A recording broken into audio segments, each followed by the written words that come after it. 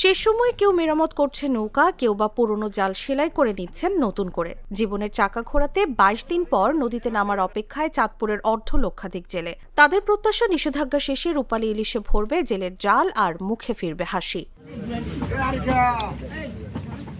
চোখে মুখে আনন্দের অনুভূতি থাকলেও আশানুরূপ ইলিশ পাওয়া নিয়ে দুশ্চিন্তায় পড়েছেন জেলেরা। বলছেন, এবছর ভরা মৌসুমেও নদীতে ইলিশের দেখা মেলেনি, আর এখন মৌসুম শেষ।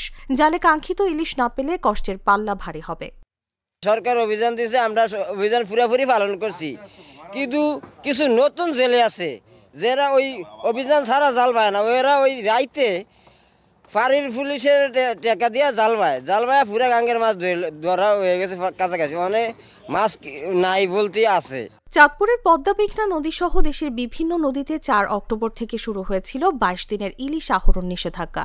এই সময় মাছ ধরা, বিক্রি, পরিবহন এবং মজুত সম্পূর্ণভাবে নিষিদ্ধ ছিল। শনিবার মধ্যরাত থেকে জেলেরা নদীতে নামবেন।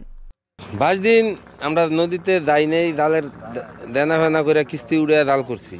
জাল করার পরে যদি নদী তালায় মাছ দেয় তো দেনা টেনা দিয়া চলতে পারবো, আর যদি নদীতে মাছ না থাকে তো আর কি দেনা ফেনা আরো ধরাইয়া যাবো। আমরা অভিযানের আগে আমরা জাল ফালবা উড়িয়ে লাগি না হলে আমাকে বাজারে গিয়া কাম কাজ হয় না, কিস্তি এলারা বাড়িতে গিয়া বইয়া তাই কিস্তি টিয়ে লিখা কিস্তি দিমু কইত রুজি থাকলে না কিস্তি দিমু। চাঁদপুর জেলা প্রশাসক জানান, পদ্মা মেঘনা নদীতে মা ইলিশ রক্ষায় কঠোর অভিযান চালানো হয়েছে। প্রত্যেক জেলেকে সচেতন করা হয়েছে, ফলে বড় ইলিশের সংখ্যা বাড়ার আশা রয়েছে।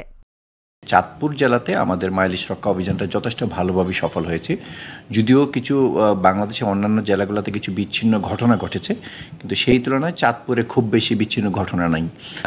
আমরা আসলে চেষ্টা করেছি আমাদের যাতে মা ইলিশ নিরাপদে ডিম ছাড়তে পারে।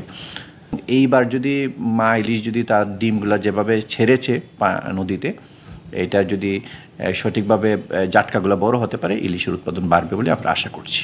আর আমাদের চাঁদপুর জেলাতে অন্তত জেলেদের খাদ্য সহায়তা পাইনি বা কম পেয়েছি এরকম কোনো আমরা অভিযোগ পাইনি আর কি। এবং যে কয়জন আমাদের জেলে কার্ড আছে ৪৫,০০০ প্লাস, প্রত্যেকেই আমরা চাল দিয়েছি আর কি। দীর্ঘ ২২ দিনের বিরতির পর চাঁদপুরের জেলেরা আবার নদীতে নামছেন। এবার আশা, জেলেরা তাদের কাঙ্ক্ষিত ইলিশ ধরতে পারবে আর জীবিকার ঝুঁকি কমবে। তাসলিমা তিথি, জাগো নিউজ।